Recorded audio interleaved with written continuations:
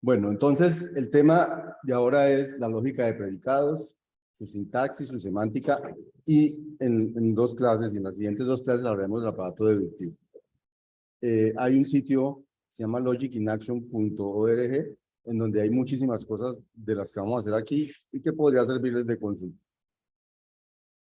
¿Por qué hacemos lógica de predicados, sintaxis y semántica? Es lo que vamos a hacer entre hoy y mañana y la próxima clase. Entonces, ¿por qué hacemos lógica de predicados? Resulta que la lógica proposicional no es suficientemente expresiva. ¿Qué significa eso? Que hay frases del lenguaje natural que uno no podría modelar en la lógica proposicional. Por ejemplo, considere las siguientes frases del lenguaje natural. Juan lee y Juan camina. En lógica proposicional uno tendría que decir Juan lee es la proposición P, la letra P, y Juan camina la pared proposicional Q. Pero los dos enunciados hablan acerca de Juan, pero esto se pierde en la traducción. La traducción no guarda ninguna traza de que P y Q tienen ya una relación, que es que las dos hablan de Juan. Entonces uno puede que tenga Juan lee, puede ser verdadero o falso, puede que tenga Juan camina, que puede ser verdadero o falso, pero uno, uno no podría eh, uno no podría decir que este es el mismo Juan, o no hay nada que me permita en la traducción tomar cuenta de que hablaban de un señor que era el mismo en los dos casos.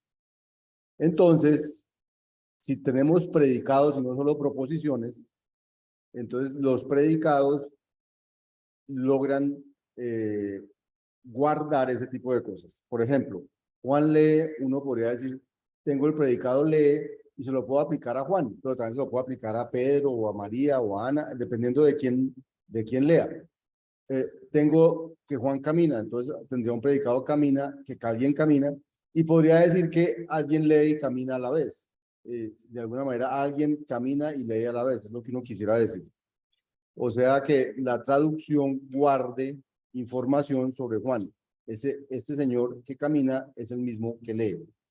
Y ese tipo de cosas las vamos a lograr con un lenguaje a punta de predicados y no a punta de proposiciones. Pero entonces eso significa que, o sea, un predicado y una proposición son parecidos en que los dos o son verdad o son falsos. Pero la diferencia es que los predicados pueden expresar más información que las proposiciones. Pueden estructurar más información que las proposiciones. Y entonces me permite ser más exacto a la hora de modelar el lenguaje, por ejemplo, que las proposiciones.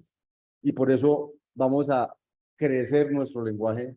¿Qué necesitamos entonces que tenga nuestro lenguaje? Entonces necesitamos que tenga algo que se llaman predicados y no proposiciones. Entonces, un predicado que es, según, digamos, en gramática, en lenguaje, es la parte de la oración cuyo núcleo es el verbo. O sea, un predicado está asociado con algo, tiene que ver con un verbo, con una acción. Y en lógica es lo que se afirma o niega del sujeto en una proposición. Entonces, un predicado es lo que se afirma o niega del sujeto en una proposición. Entonces, ¿qué nos va a permitir nuestra lógica de predicados? Nos va a permitir hablar de objetos en un mundo, de sus propiedades y sus relaciones, y usar algo que llamamos cuantificación universal o existencial para hablar de todos los elementos de un conjunto o de algunos elementos de un conjunto. Y esa no nos lo permitía porque no existía ni siquiera ese lenguaje en la lógica proposicional. Entonces vamos a tener, la lógica de predicados aparece para hacer, porque es un lenguaje más rico para modelar lo que queremos modelar. Eso es así de sencillo. Queremos modelar mundos reales y los mundos reales no se modelan solo con proposiciones, no se modelan tan precisamente con proposiciones, sino agrega algo más de poder de expresión al lenguaje, entonces logra hablar más precisamente de los mundos que quiere modelar.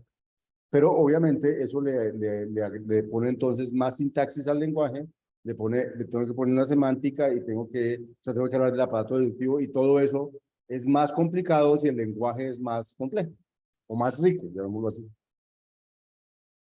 ¿Listo? Pero por eso vamos a hacer lógica de predicados, para poder expresar cosas que no podíamos expresar hasta hoy, poder modelar mundos que no podíamos modelar hasta hoy.